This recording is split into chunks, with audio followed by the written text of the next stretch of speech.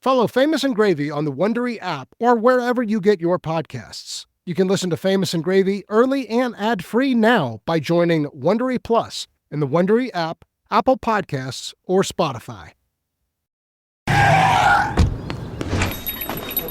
Oh, hey. Hey, thanks for meeting me here on such short notice. This place isn't bugged, is it? Bugged? Wait, Jamie, what's going on? It's just, you're my only lawyer friend, and I need your professional opinion. Do you see that brand new Hyundai Tucson out there? Yeah? That's all I paid for it. I think I need to get back to you on that.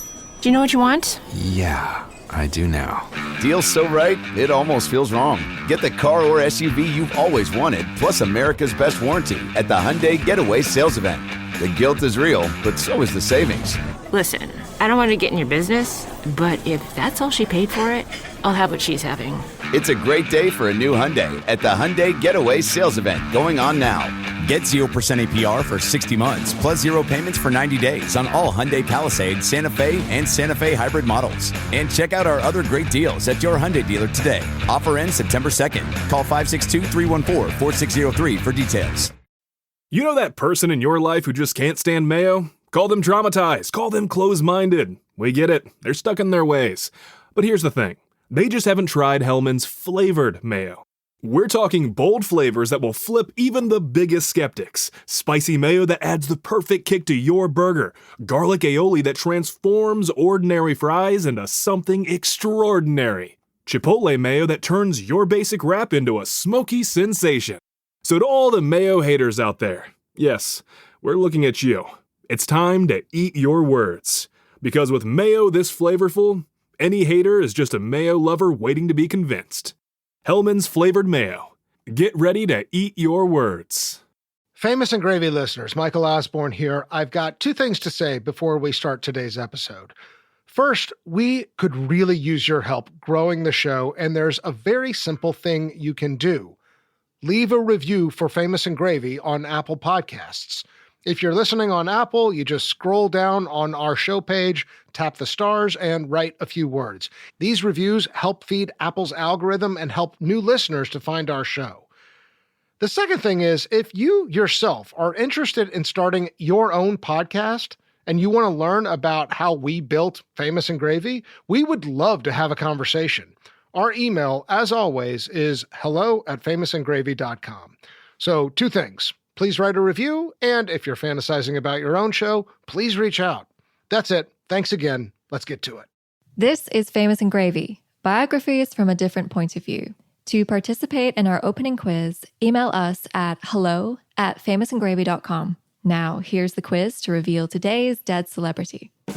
This person died 2018, age 61. He never stopped marveling at the unlikeliness of his own success. Quote, I should have died in my 20s. I became successful in my 40s. I became my dad in my 50s. I feel like I've stolen a car, a really nice car, and I keep looking in the rearview mirror for flashing lights. End quote. Nope, don't have anything on that one. I'm supposed to guess from that. I feel like you gave me a hint with the Marvel tidbit there, and it might be Stan Lee. Not Stan Lee. We actually just did an episode on Stan Lee, but great guess. Okay. He emerged as a leading male voice in support of the Me Too movement. I don't remember any man coming forward on the Me Too movement particularly. When I'm listening to these, I'm like, oh, it's this person. And now I'm sitting here going, I have no idea. He was open in his writing about his past addictions to heroin and cocaine. Ooh, heroin and cocaine. So it's pretty interesting fellow then. Ooh, let's just throw a wild card out there. Carl Reiner. Not Carl Reiner. Good guess. Not Carl Reiner. No. All right. He ate noodles in Hanoi with President Barack Obama, sucked on soft-boiled turtle eggs at a market stall in Colombia, and stopped to appreciate handmade spring rolls in Cambodia, en route to interview a member of the opposition government. Oh, Anthony Bourdain, of course! Freaking Anthony Bourdain. Yeah, I know who it is now. It is Anthony Bourdain. Today's dead celebrity is Anthony Bourdain. I've been treated so well in places that I never thought I'd be treated well. I've felt a kinship with people with whom I have almost nothing in common. There's this tremendous tradition, chances are, of hospitality built around food everywhere. People respond positively to someone, a stranger, who shows up and says, listen, I don't want to talk politics. I don't really give a shit. I'm sure we have some differences. What do you eat? What did your mom make you? What do you eat around here?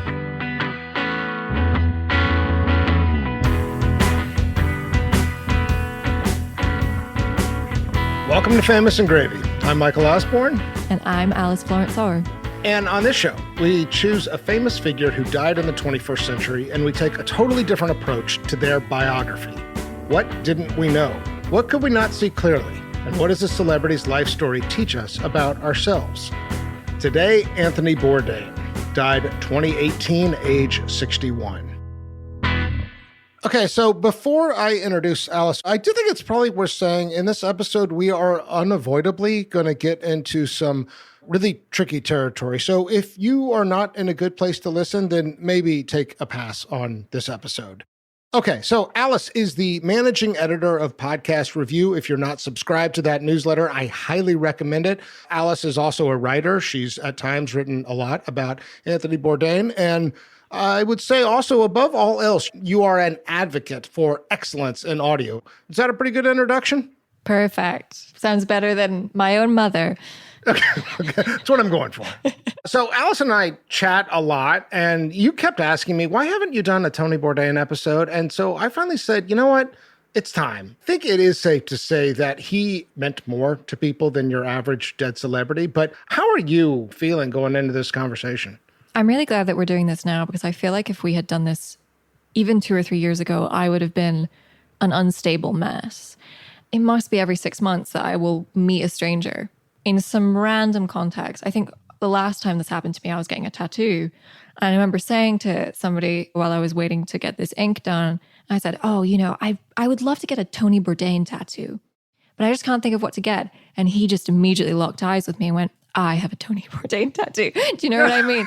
And just immediately that psychic connection of, oh, wow, I've met another person who is unflatteringly, this is obviously a very parasocial connection, but I don't think it's uncommon. I think it's one of the most common, and it really, really resonates with people. I could not agree more. I do think at the heart of this is a great mystery around his death. I think you and I both have things to say, but we'll never know. I think the second thing I want to say is that despite the fact that Famous and Gravy is a dead celebrity show, it's not really a deathy show. But to your point, his memory lives on. It's been 7 years and we are still grieving this man, right? And part of it does feel like the shock, the senselessness of it, but it's also, what his life represented. It's sort of like hard to capture. Okay, let's get to it. Category 1, grading the first line of the obituary. Anthony Bourdain, whose darkly funny memoir about life in New York City restaurant kitchens made him a celebrity chef and touched off his second career as a journalist, food expert, and social activist, was found dead on Friday in his hotel room in France. He was 61. I had written down a 6, but as you're reading this again, I'm so tempted to give it a 4. Okay, so walk me through your thinking. I'm familiar with his work quite intimately. And I would on no level describe him as a journalist, a food expert, and a social activist. I mean, I just think, who are you talking about? I had the exact same reaction. I feel like the first half of the sentence, great. Darkly funny memoir about restaurant kitchens made him a celebrity chef. Second career, I'm like, yes, second career. Like, that's part of the Anthony Bourdain story. But then journalist, food expert, and social activist. Like, where is the word traveler? Or creative mind, or writer. It sounds more like somebody like Jose Andres. When you say social activist, it makes me think of somebody that's out there in soup kitchens or something like that. And I'm not saying that he doesn't have that aspect to him, but that is not his impact. I do think that there is a message of, equality and shared humanity that is evident in, all of his work. At the time of his death, he had risen to the fore as somebody who was outspoken because of the Me Too movement and his girlfriend. And I think that that's what it is a nod to. Journalist, kind of. I mean, yes, there's some truth to that. He did win a Peabody. But I feel like those 3 words mischaracterize him. I also feel like this doesn't capture his charisma, his personality, his power of a parasocial relationship. His ability to connect with a broad audience and tap into something really, really deep in people, that doesn't feel like that's in the second half of this sentence. To speak of some of that activism, I was thinking back recently of an episode he did of his TV show where he went to Palestine. It's easily the most contentious piece of real estate in the world. And there's no hope, none, of ever talking about it without pissing somebody, if not everybody, off. Maybe that's why it's taken me so long to come here. By the end of this hour, I'll be seen by many as a terrorist sympathizer, a Zionist tool, a self-hating Jew, an apologist for American imperialism, an Orientalist, socialist, fascist, CIA agent, and worse. So here goes nothing. He was told not to do that, and he still did it anyway. And I know that he was very experimental in how he created his show, and he had a very specific vision for it. I mean, you use the word writer, and the first half of the sentence does point to his memoir. He was also a great TV writer. His voiceover on his shows, it's great writing. The Hadrian Villa at Caesar's Palace. A little pad they give you if your credit line runs into the 8 figures. How did I get it? I told the casino that Wolf Blitzer was coming, that he was expected any minute. I suggested that Wolf might be hungry, and they sent up Guy Savoy. Fortunately, he doesn't watch a lot of television. And I plan to live large till they figure out that Wolf ain't coming. I'll deal with the fallout later. But for now, we live. I will say I did have some measure of grace because of the shock of it. That this was obviously not a obit that was pre-written. This was one that they had to cobble together in a moment of grief. But I feel like there's other things we could say about him that paint a picture that this does not quite paint. All right, so where are you landing in terms of your final score?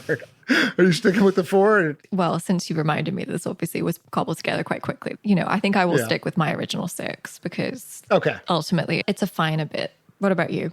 I was a 7. I think I'm coming down to a 6. I think it was hard in 2018 to know that we would be in 2025 and still be grieving this man. But I don't know. I mean, that's kind of what you want a news outlet to understand, is just how resonant a certain kind of person is. And I think by 2018, we knew that about Anthony Bourdain. So 6 and a 6, let's move on. Category 2, 5 things I love about you. Here, Alice and I will develop a list of 5 things that offer a different angle on who this person was and how they lived.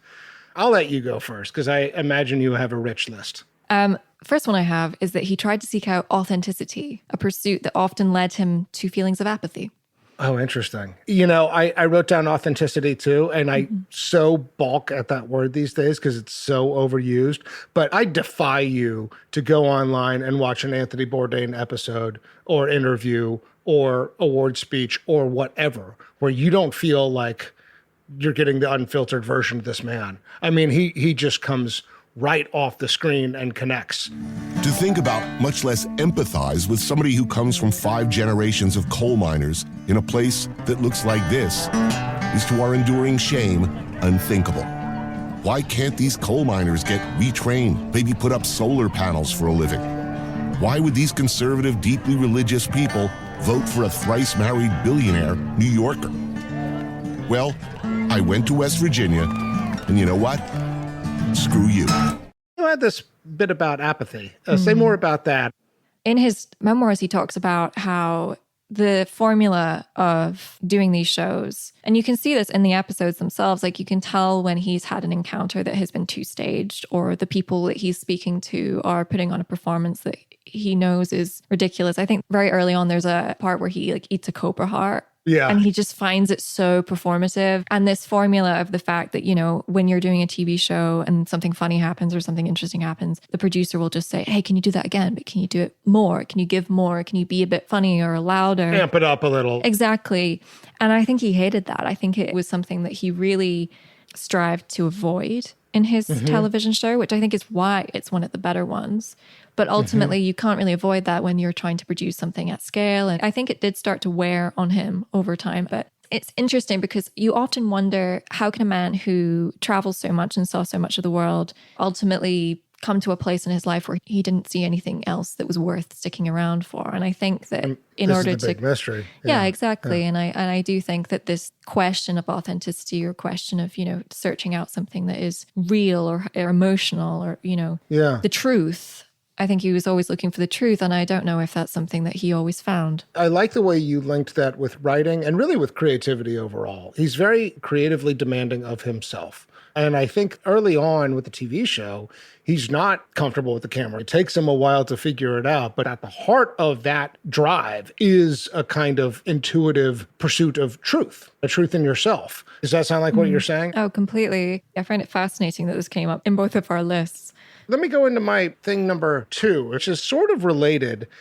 There is something about his ability to walk into any room, any space, anywhere, anytime on planet Earth. Like, part of what is so important about what we see in him is this sort of symbol of freedom, freedom of movement. And I do think he is filled with these contradictions. His background as a chef is a very kind of blue-collar, white-collar boundary, working in great restaurants in New York, but working with the kind of pirate crew, the line chefs and the dishwashers and all the drugs and all the sort of like rock and roll lifestyle. I think he's very handsome, but he's also very nerdy. One of the things my wife loves about him is his gait, his walk. I do think he's cynical but curious. He's stylish. Very stylish. I think he had what looked like an enviable life, but somehow didn't inspire envy and didn't inspire jealousy. And that is a kind of magic trick that most people who have this kind of, I can move anywhere, I can go to the slums, I can be on the red carpet, I can be in the White House, I can be in red America, blue America, like that sort of comfort with everywhere is so enviable. I find myself wanting to try and find that in me rather than switch places. This is so fascinating what you said there about going from the slums to the red carpet. I studied cosmopolitanism in university. That was my kind of central thesis.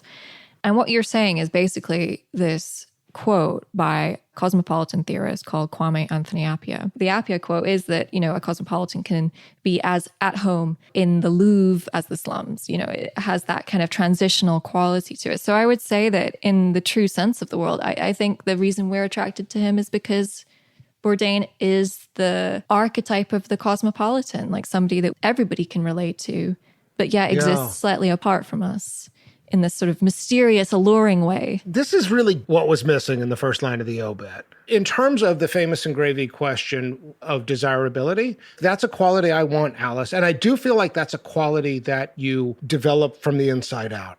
Your ability to be generous, be open-minded, be curious. These are words we use a lot, but I mean, he seemed to be walking around with that all the time. And he pushed the boundaries of what that meant. All right, so what do you have for number 3? He loved being a father to his daughter. Wow, okay. So I put this one because he became a father quite late in life, but it was something that was very important to him. And I think something that he wasn't expecting either. Yeah. He'd been married quite a few times. And I think he considered this to be a great joy later in his life. After meeting my wife, I think I had that thought again, wouldn't it be kind of cool to have a child? But with it, this time came the knowledge that I'm ready. I'm actually old enough. I'd be good at this. I've bungled a lot of things in my life. I've disappointed people in my life, and this was something I felt very strongly about, wanting to get right. It's such a wonderful thing, however, to suddenly find that you were no longer the star of your own movie. It's such a great thing to realize it's just not about me anymore. It's about this little girl. I don't have a more complex sort of analysis here. I just thought it's something that I find endearing about his story. I do too, although I definitely think that got lost towards the end, and I wonder about that. I've got more on it later, but I'm glad you pointed it out because there's no question that for a certain chapter of his life, he embraces daddyhood. I mean, he looks like a man with a lot of love to give to a child at a point in life where it looked like that might not happen for him. I actually really like that you called that one out. I think more on that later. Let me give you my number 4. So preparing for this had me go back into the Famous and Gravy catalog, and I was looking for part 2, parts unknown, if you will, 2 chapters, right? And so John Prine was a mailman. Richard Simmons was a waiter. Jerry Springer was a mayor of Cincinnati. Julia Child was an intelligence officer. Macho Man Randy Savage was a baseball player. James Lipton was a pimp. Rodney Dangerfield was a home builder. And Eddie Money was a cop. Before Anthony Bourdain was a traveler, he was a chef, and then he wasn't. It's as if he was being trained for something that he didn't know was coming. Part of the reason we love his story is that he spent the first half of his life up to age 42 in kitchens in order that he could break out as a writer and TV star and be given the power and support to travel the world. And it almost feels like cosmic destiny. It almost feels like fate. One thing I didn't know before getting ready for this episode, he had really not traveled before age 42. He'd been to like the Caribbean a couple times and that was it. And it's suddenly... I wrote an article. My mom actually said, you should send it to the New Yorker. And I mean, the next day I got a call saying, we'll give you $50,000 to write a book. So what was the next leap from the book? Book becomes a huge success. Everybody talks about it. Some delusional crackpots walked into the restaurant and offered me a TV show. And they showed up like reeking of garlic with a really bad attitude. And I said, look, I got a great idea. I travel around the world doing whatever I want in every cool place I ever dreamed of, and you pay. How's that idea? And they were like, sounds like we'll take 13 of those.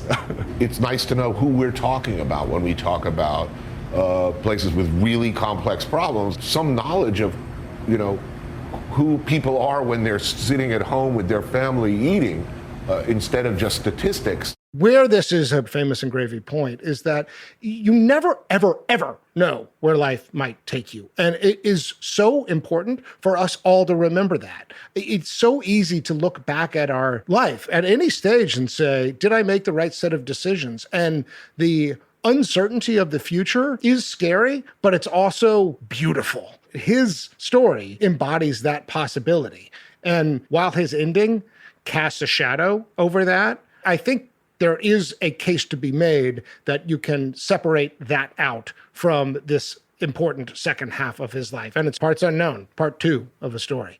100%. I think what's so beautiful about what he can offer is this insight into a microcosm, which is the cooking industry.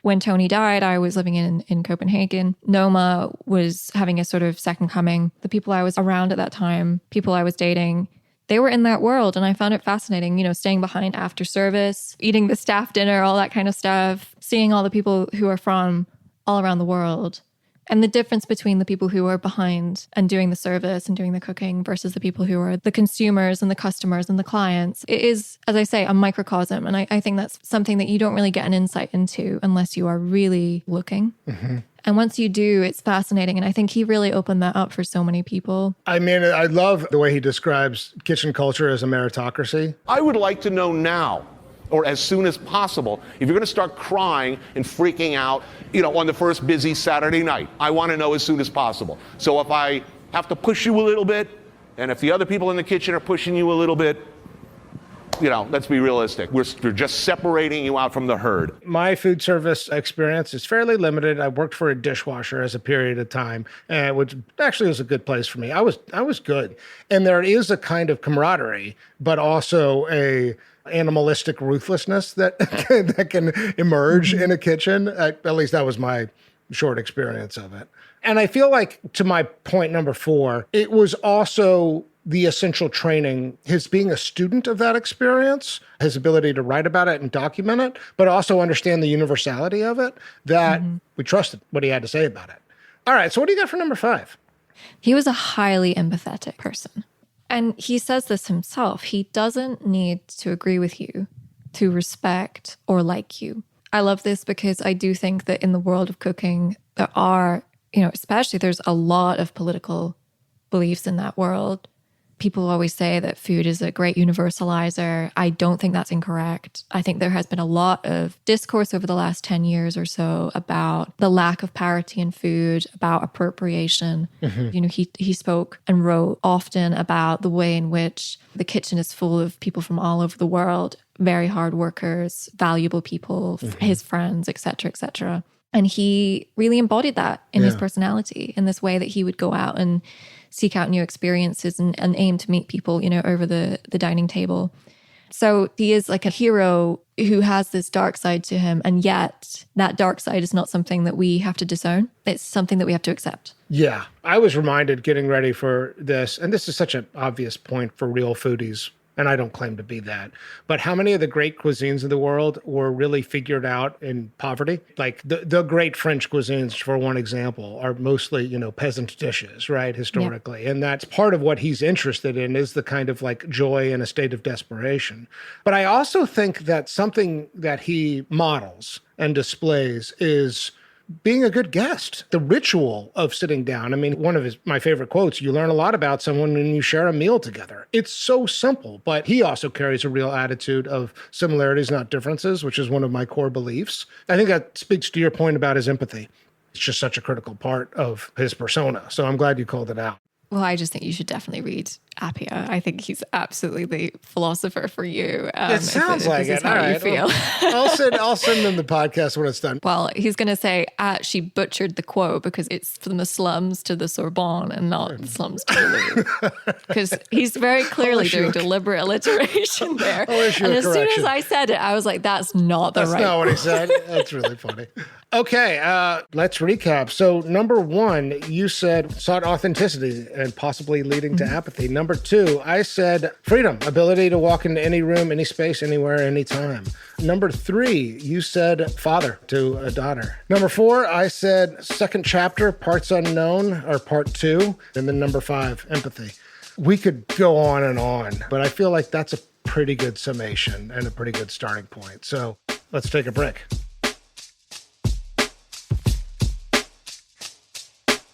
Why are there ridges on Reese's peanut butter cups? Probably so they never slip from her hands. Could you imagine? I'd lose it. Luckily, Reese's thought about that. Wonder what else they think about. Probably chocolate and peanut butter. Searching for a romantic summer getaway? Escape with Rich Girl Summer, the new Audible original from Lily Chu. The exquisitely talented Philippa Soo, returning to narrate her 5th Lily Chu title. This time, Philippa is joined by her real-life husband, Stephen Pasquale. Set in Toronto's wealthy cottage country, aka the Hamptons of Canada, Rich Girl Summer follows the story of Valerie, a down-on-her-luck event planner posing as a socialite's long-lost daughter, while piecing together the secrets surrounding a mysterious family and falling deeper and deeper in love with the impossibly hard-to-read and infuriatingly handsome family assistant, Nico. Caught between pretending to belong and unexpectedly finding where she truly fits in, Valerie learns her summer is about to get far more complicated than she ever planned. She's in over her head and head over heels. Listen to Rich Girl Summer now on Audible. Go to audible.com/richgirlsummer. Okay, category 3, one love. In this category, we will each choose one word or phrase that characterizes Anthony Bourdain's loving relationships. First, we will review what we know about the marriages and kids. So, 2 marriages. Nancy in 1985, Anthony was 29. They divorced in 2005, around the moment he was getting famous. He was 49 when they divorced. No children. They went through heroin and addiction together, and basically sounds like reasonably mutual, but like she saw something happening and he understood it, and they parted ways. I mean, it was the closing of one door and opening of another. Marriage number 2, Octavia. In 2007, Anthony was 51. They had one daughter, mentioned earlier, born in 2007 when he was 51. They separated in 2016 when he was 60. They never actually officially divorced. The way it's described kind of transitioned into more of a friendship. She remained a confidant, and he didn't want to put his daughter apparently through a divorce. And then it is worth mentioning his girlfriend, Asia, the last 2 years of his life. There's a lot of controversy around her being a problematic figure, and there's all kinds of stuff about jerks out there blaming her for his death. I think that that's unfair. Yeah. This man did what he did, and no one else is responsible for that. But that controversy kind of continues, and I'm not going to weigh in on it. I think out of respect for her and respect for him, I don't think that needs to be rehashed. If people are interested, they can go and find that. All kinds of stuff elsewhere. about it. Yeah, totally. Yeah. I think it's important to mention that he had a lot of what we would consider to be quite high-profile friends, especially in the food industry. So people like David Chang, David Cho as well, who's an artist, Eric Ripert, like he's another kind of high-profile chef. So he had a lot of close friends around him, and without giving away too many details in terms of degrees of separation, was good friends with somebody who worked directly with David Chang. You know that culture a little bit, and that kind I of do know that culture. The vibe, yeah. And I asked this person, some questions about Tony. And it's been said quite often in kind of interviews since his death that Tony was a chameleon. And that's the word I would use. He was slightly different with everybody. And it was very hard to pin down the true Anthony Bourdain. Interesting. I don't think that's necessarily a negative. Yeah, I was just thinking, mean? like, no, I think, that's kind of almost the point of friendship is different people bring out different sides of me. And the people who are part of my inner circle, I want them to be diversified in terms of personality and in terms of sparks I create with different people. And hell, that's kind of the ethos of this show in a way. But to go to the previous point of, is it a bad thing? I do feel like I discover myself via relationships. I don't discover myself in meditation that much or in solitude. There's some of that. Can I get in touch with my soul? However I do that. But that is mostly facilitated through relationships for me. And so is something being hidden or is something being sought? I think that's the question. The other way that I would say that one can do that is through travel. And he is somebody that has been in many uncomfortable travel situations. I'm not for 1 minute suggesting that he didn't know who he was. I am suggesting that potentially he didn't want other people to know exactly who he was. That's interesting. Chameleon, that's good. That's really good. I went with Greek myth. There was something too big and grand about this life. And so I was brainstorming in that direction and I came up with Tantalus. So Tantalus was the mythical king who was condemned to stand in a pool of water beneath a fruit tree forever thirsty and hungry. So every time Tantalus would bend down to drink water from the stream, it would slip away. Every time he'd reach up for the grapes, the fruit above him, it would go further from his reach. This was his curse in the afterlife. This is the Greek myth that gives us the word tantalizing, which I feel like Anthony Bourdain is tantalizing. Okay, here's why this one was kind of working for me. I've been thinking a lot, the phrase, how does one fill one's cup as an experience of love? I think that there is an insatiability in Anthony Bourdain. I don't have a conclusion about why he took his life. I do think that the theory that is sort of floated around that resonates most for me is untreated addiction.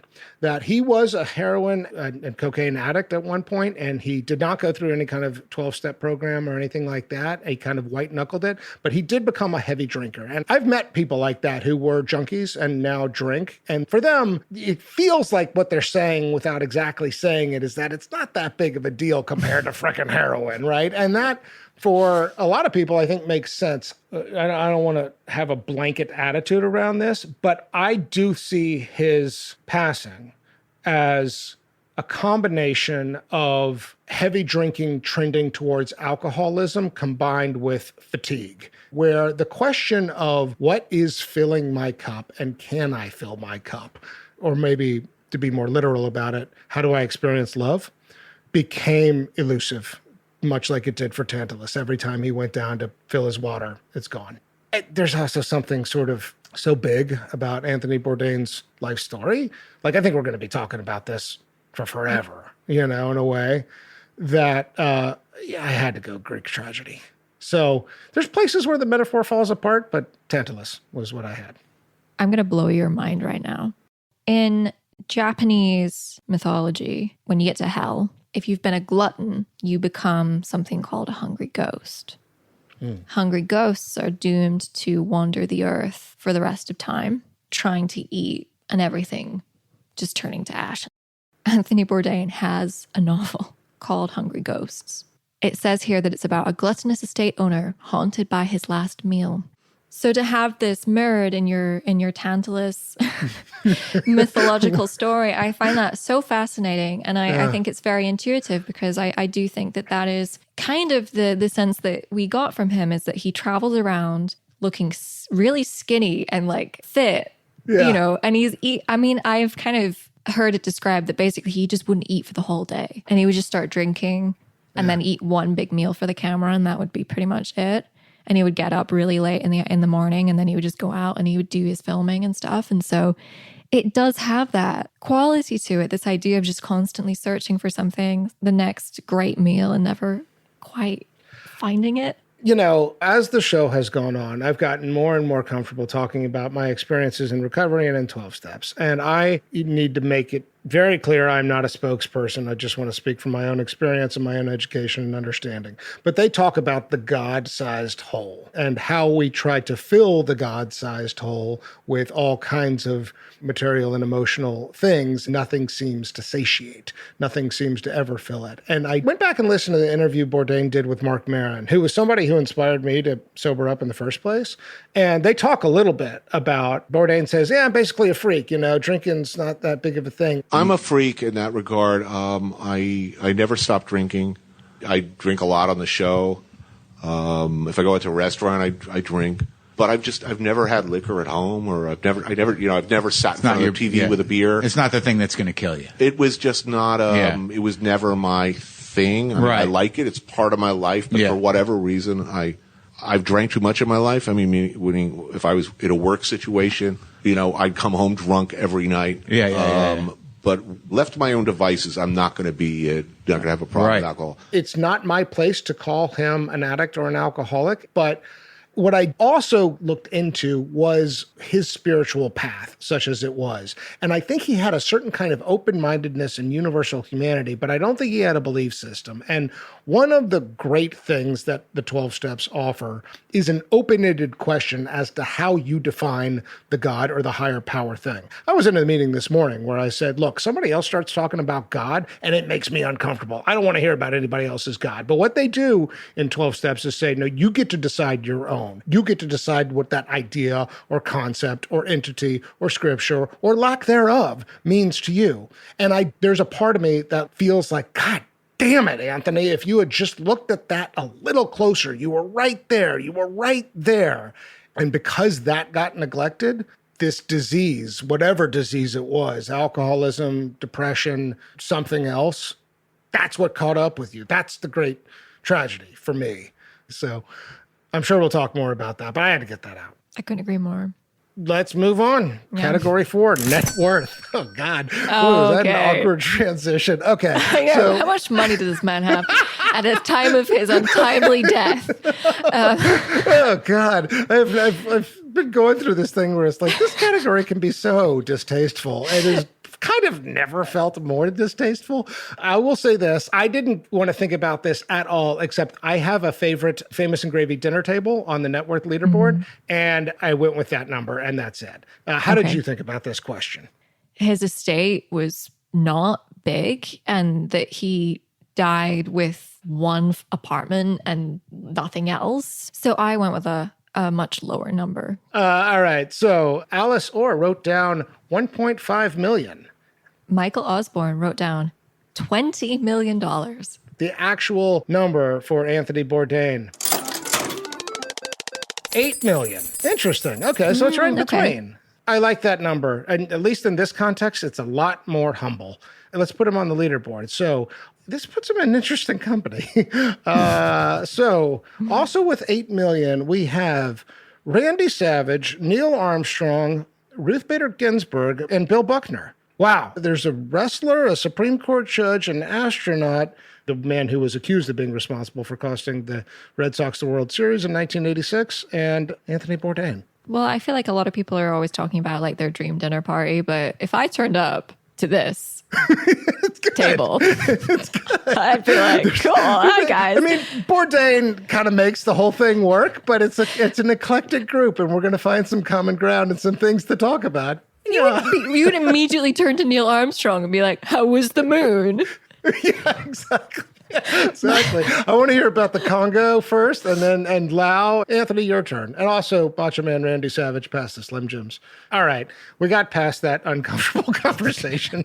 Let's move on. Category 5, Little Lebowski Urban Achievers. They're the Little Lebowski Urban Achievers. Yeah, the Achievers. Yes, and proud we are of all of them. In this category, we each choose a trophy, an award, a cameo, an impersonation, or some other form of a hat tip that shows a different side of this person.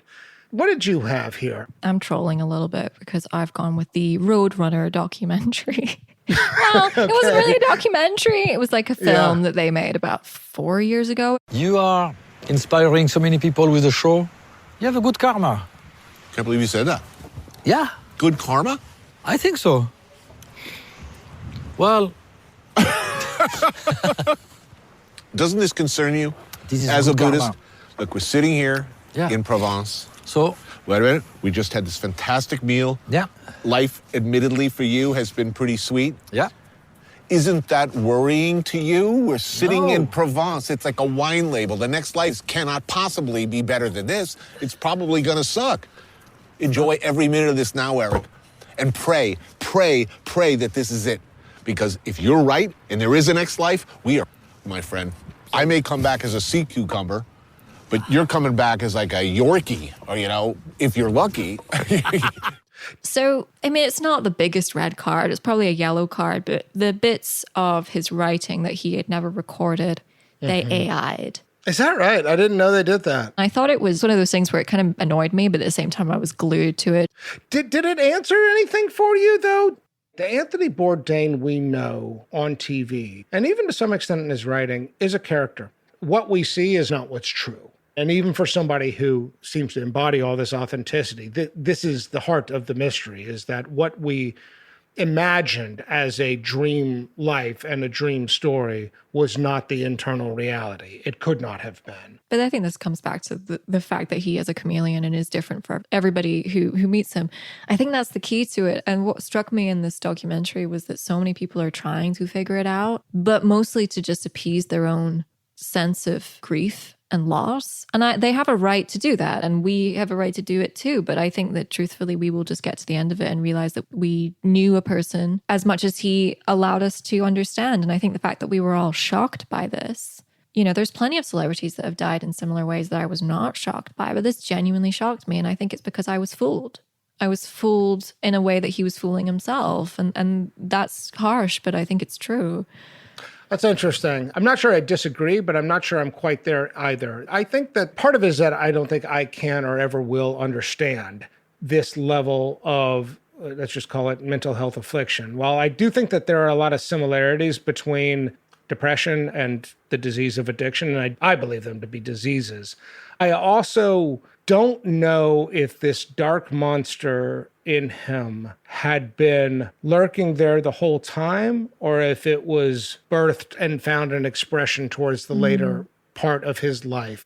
The thing that really strikes me about the idea of working in a kitchen is that, you know, when you work in that kind of frenetic environment, it's a distraction. So that as an industry and as a lifestyle, I think it was one of those things where he didn't really stop to think, because he is working, you know, 10-hour shifts, 12-hour shifts. And then I suppose the thing about what he then went on to do is that when he was having these gaps between filming, like, what was he doing? Yeah, I mean, this is the title Roadrunner. I think that there is an implication that he's running from himself. And who among us isn't, I guess. But that thing of always staying in motion in a kitchen and then staying in motion as a traveler, to some extent a workaholic, he's running from something. Completely. There was an interesting review actually of this Hollywood Reporter, which I think summarizes better than I could do how perhaps we should feel about this documentary. So Daniel Feinberg said that he feels I'm much more comfortable with Roadrunner as a portrait of an evolving, complicated, tragic TV personality than he is with it as an attempt to make sense of a man who, for whatever reason, no longer wanted to continue living. That is a great summation. Well, for my Lebowski, I went with something significantly more lighthearted. He got a special thanks in the movie Ratatouille, which I absolutely love that movie.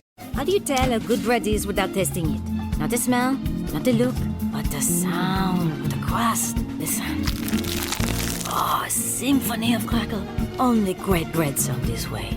And one thing that he points out that I'd never noticed before is that the chefs have burns on their arms. He's like, some of the details in this movie are so true to it. There's something so gratifying to me about the fact that Anthony Bourdain is signing off on that movie. So, and that he got a special thanks for it. So, that's it. Okay, let's take another break.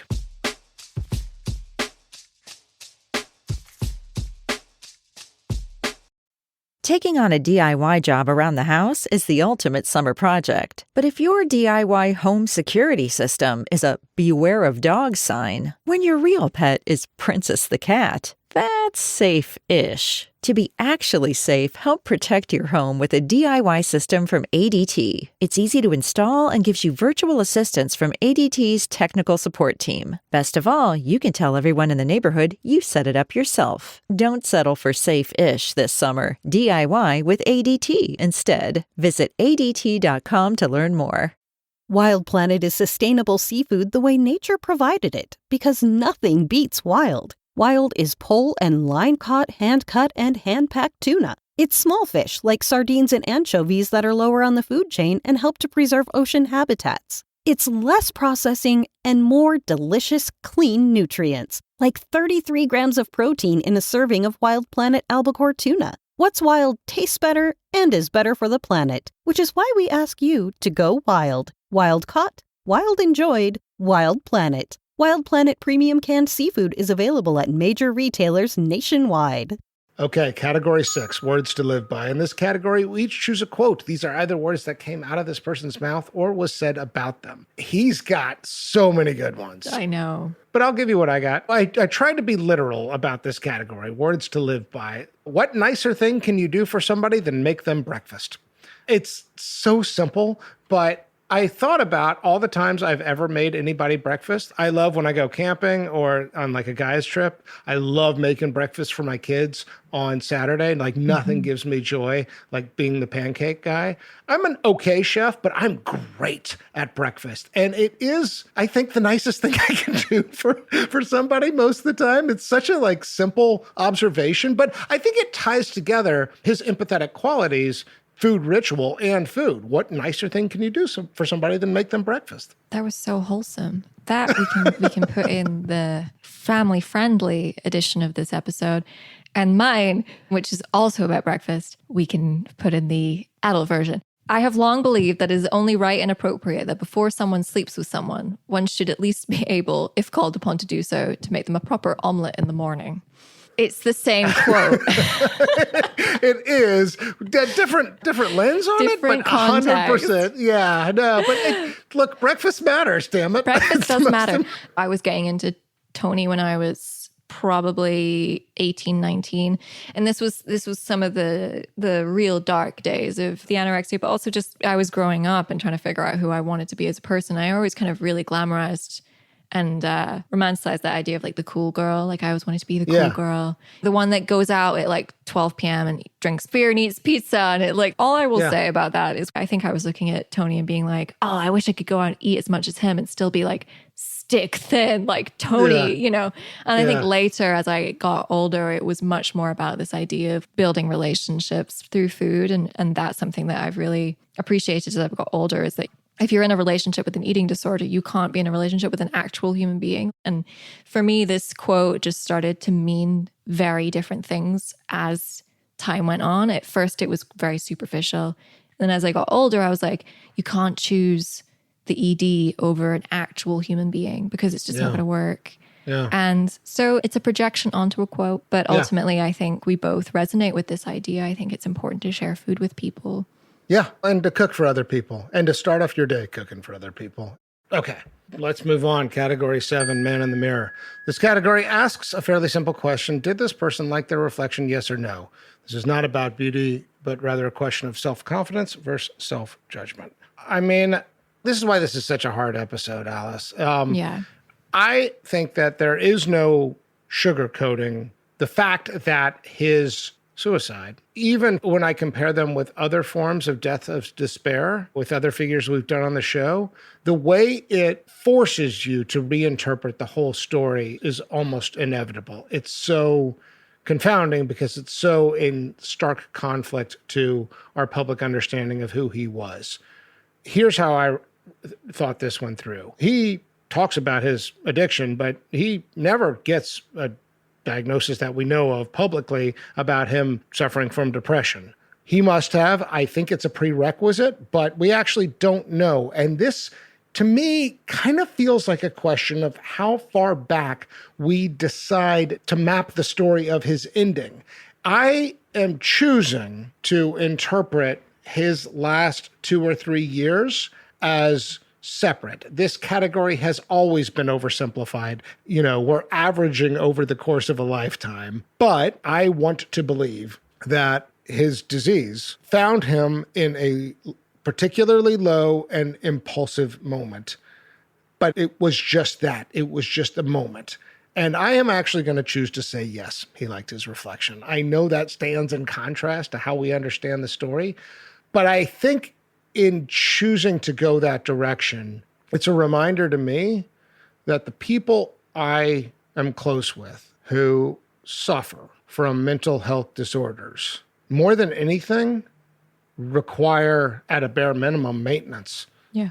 I was talking with a close friend who suffers from chronic depression. And one thing he said to me that really sort of resonated was, it is so frustrating to try and share how involuntary all of this is. And I do think that our minds need maintenance, our soul needs maintenance. And I think that what happened here was that there was neglect around the need for that maintenance. It all culminated in one awful hot moment. But I do think that, for me, it doesn't cast the long shadow. And so I'm saying, yes, he likes his reflection. I agree with everything you're saying, without caveat. I think the only area we do disagree to an extent about the segmentation. I don't think that this was an isolated couple of years at the end of his life. I think that there's a pattern. There's definitely evidence that he experienced depressive episodes much earlier in his life. Yeah. My sense of that, as I mentioned before, is that the frenetic energy of the kitchen and the drugs and whatnot offered an antidote to that. Or a distraction from it. Yeah. Distraction, exactly. I guess from my perspective, I would agree with you that he did like his reflection, because I think anybody who goes through recovery or addiction believes that there is something redeemable in oneself. I mean, yeah. I believe that there's inherent redeemability in everyone. Yeah. But I think it's the hardest person to find that in is often yourself. And I do think that he found that. I think that's where the maintenance piece was not in place. I don't believe that 12-step has a monopoly on what recovery looks like, but I do think one of the things that is absolutely core and fundamental is community and the participation with others. His journey of recovery was largely a solitary one. And I think that there is a oversight for him about the need for a certain kind of relational support. And it comes out sideways in some of his marriages and perhaps in some of his chameleon-like tendencies. And God, I wish he'd just seen it a different way. Yeah. But I think you're right in that you do hear him, certainly in the early phases of his celebrity rise, talk about there must have been something redemptive in me and worth sticking around for. A lot of other addicts looked in the mirror every day and did not see somebody worth saving. Even at my worst, there was a level of vanity, I guess. I looked in the mirror and saw somebody deep in there, regardless of how low I was, my circumstances. I had a high enough opinion of myself that I thought it's worth going forward. I think a lot of people in a similar situation, for whatever reason, look in the mirror and see somebody bad, unworthy of good things. And allow themselves or excuse a downward spiral because they don't really believe in their basic worth. I did. But it oscillates. This pendulum goes back and forth throughout his life, you know? And often I think I know we don't want to talk about his relationships too much, but I do think that the ends of his relationships are connected to that. I think that's true. I think that's pretty self-evident. Yeah. Okay. We got through that. Yeah, we got through that one. Let's get to a more fun category. Coffee, cocktail, or cannabis? This is where we ask, which one would we most want to do with our dead celebrity? So easy.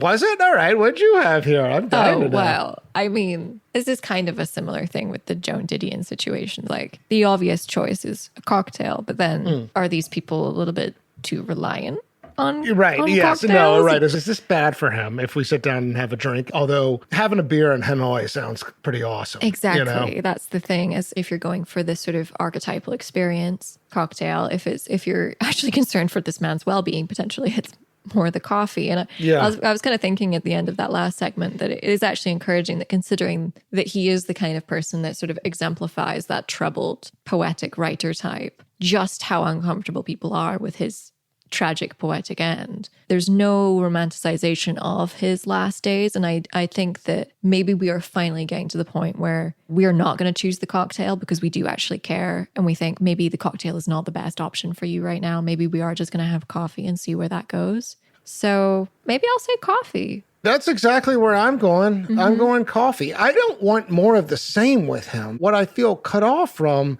is the next chapter. Yeah. I want to have coffee with him in a frickin' AA meeting. I had the same answer with Betty Ford because I think it'd be interesting to look up, but there is a part of me that just feels like had somebody presented the case to him in the right moment at the right time, I would have loved to have seen a deeper awakening in him because I actually believe that was possible. But I do think that his celebrity complicates that experience, but he's not the first celebrity to suffer in that way. I mean, I understand alcoholism to be a progressive disease, and I don't know that he was exhibiting alcoholic behavior earlier in life, even earlier in his celebrity. I do think people are commenting on it towards the end of his life, that his drinking was out of hand. And now I think that that doesn't necessarily mean he was getting in bar fights or driving drunk. I think it was turned inward. But again, I don't mean to have the final word on this. This is the whole thrust of Famous and Gravy is, what does this life story say about us? And one of, if not the big lesson here, is that I got sober to live a life like this. Not I lived a life like this and was looking for enlightenment. It's the other way around. I do think he falls short of enlightenment. That's what I most want for him that we didn't get to see. I think that's why it troubles people, because you would think if anybody's going to find it, it's going to be Tony, and he didn't. So what does that say about the rest of us? Like myself, that idealized him and created him as this hero in my life. Like when I say that he was instrumental in my recovery, I wrote multiple short stories about imagined meetings with this person, which sounds mental, I have to say. It doesn't sound mental to me. The depth of connection that we felt with him, I mean, we see these stories that are available to us in the public conscious that we connect with, and to understand them on a deeper level teaches us about ourselves. And what you were talking about a second ago sounds to me like what you were doing at a critical moment in your life. I wrote these stories embedded in a larger novel about my experiences of being in New York and Denmark and things like that. And it was fictionalized, but only slightly. When an agent was interested in it, they were interested in it for the opening sequence, which is this imagined experience with a personality who's supposed to be Tony Bourdain, like meeting them in a noodle bar in New York. And then when I sent the full manuscript, they were like, can you give us more of that? That was the best part. And I was like, right. Doesn't that just speak so much to the way in which people latch on to him as a personality? Maybe the flip side of his symbolism is that we get to keep turning this one over and over again. I'm not forsaking food. I'm not forsaking travel.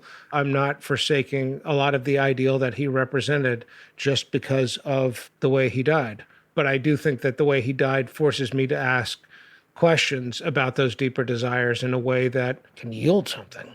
All right, I think we've arrived. The final category, the Vanderbeek, named after James Vanderbeek, who famously said in Varsity Blues, "I don't want your life." In that Varsity Blues scene, James makes a judgment that he does not want a certain kind of life based on just a few characteristics. So here, Alice and I will form a rebuttal to anyone skeptical of how Anthony Bourdain lived.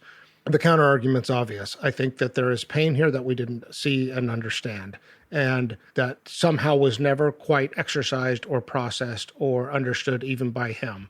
What's so unbelievably frustrating is that there does seem to be a fair amount of catharsis through creativity. What's missing for me is something that I will call, in the broadest sense of the word, spiritual. It's not about adhering to any kind of belief system, but it is about greater purpose. what's even more frustrating there is that I do think that he understood some of his opportunity in life to be one of service, that he lost sight of that, or that he couldn't feel that all the way down to the bottom of his soul and into his bones.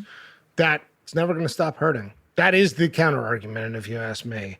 I suppose you could also say a consequence of that are some of the troubled relationships in his family life, less with his friends, but maybe there's a chameleon-like tendency where he never really discovers who he is in community and in relationship or where he belongs. This is hard not to be really somber in this episode, but I kind of knew that was going to happen. It's extremely difficult. I mean, I guess this is how grief works. It never goes away. It diminishes. When I think at about best. him, I'm miserable. So is it possible to do the other thing? I mean, actually, that's exactly what we ought to talk about in this category. Can you still celebrate what this was all about? Not his own redemption, but our memory here. Like, can you still watch the show or read the books and be taken to someplace important, or is the whole thing corrupted? You can, but you have to accept that he is the person that he is. Now, the thing that always resonated for me was that I wanted to emulate the way that he lived, which was the way that he went out and took life by the balls and tasted everything, communed with everyone, went for adventure. One of the things that I really envied in him was the fact that he had such a high creative output. Now, thinking onto my own experience, I prioritized healing before I prioritized my creativity. And that's something I struggle with all the time because I get annoyed at myself that I haven't written more or done more with my life creatively. But then I think about somebody like Tony and I think, you know, I've spent the last 10 years figuring my shit out so that I can have a long, fulfilled life full of people that I love and who understand me. Yeah, I think you've got the order in the right place. And this is almost my point number 2 about all the second chapters, parts unknown, that you're young. Totally. We both are still young. Yeah. There's a lot of time left, and order of operations really matters here. And it saddens me, but on the other hand, he did express himself very creatively. Yeah, and well beyond the kitchen. I mean, he even Exactly. downplays his culinary contributions. He was never trying to be a cutting-edge He chef. didn't care exactly. about being a chef. Yeah. That's what it said, food expert. I was like, he's not a food expert. What are you talking about? Right. But I think as an eater, he's trained and has the vocabulary. He has the palate. The palate, definitely. But what this category is about is why would you want this life? I would not dismiss the lifestyle he modeled as something undesirable just because of what happened to him. I think it gives me caution with my travel lust and my desire for new and exciting sensory experiences, particularly around food, but also around culture and also around, you know, the opportunity to connect. That's just sort of the sort of material, physical experience.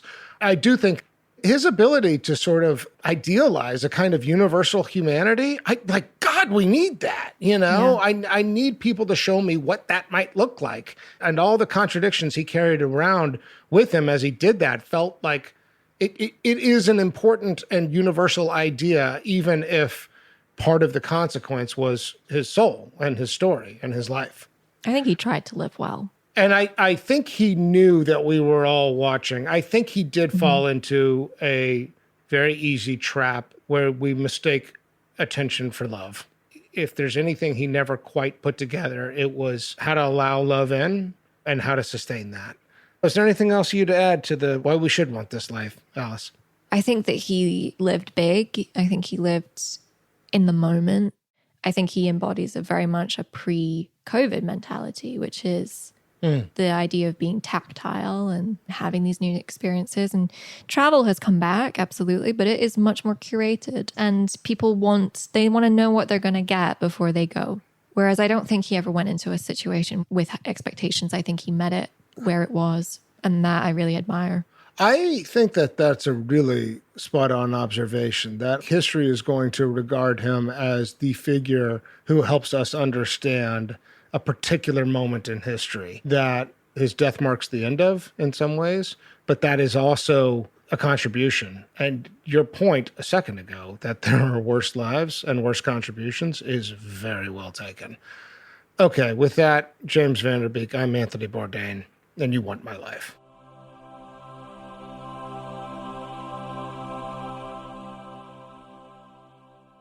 before we close, if you enjoyed this episode and you're enjoying our show, and if you've got your phone in your hand, please take a moment to share it with a friend. We want to grow our podcast one listener at a time. Speed round, plugs for past shows. Alice, if people enjoyed this recording of Anthony Bourdain, what episode from the archives might they check out? I really enjoy listening to Alan Rickman's episode recently. Oh, also a sad one, but I think if you got through this, you can get through that. Do you know what I think he's also an incredible writer, and also I think a lot of the things that we've said about Tony, we could probably apply to Alan Rickman in terms of, taken before his time. Yeah. Really inspirational. And also I have to plug the Joan Didion episode, which is the last one we did together, which I thought was great. I was going to mention Joan Didion as well. So episode 79, Likable Villain, Alan Rickman, as well as episode 102, Magical Thinker, Joan Didion. I'm going to plug episode 108, not too long ago, Gonzo Troubadour, Hunter S. Thompson. He was such a model for Anthony Bourdain, and I do think that we would not have Anthony Bourdain were it not for Hunter S. Thompson. Okay, here's a little preview for the next episode of Famous and Gravy. He became a radio disc jockey at 14 and formed his own band not long afterward. He played earthy music with a spirited, hard edge. Ooh, that's a hard one. Famous and Gravy listeners, we love hearing from you. If you want to reach out with a comment, question, or to participate in our opening quiz, email us at hello@famousandgravy.com. In our show notes, we include all kinds of links, including to our website and our social channels. Famous and Gravy is created by Amit Kapoor and me, Michael Osborne. Thank you so much to Alice Orr for guest hosting. This episode was produced by Evan Scherer with assistance from Jacob Weiss. Original music by Kevin Strang. Thanks. See you next time.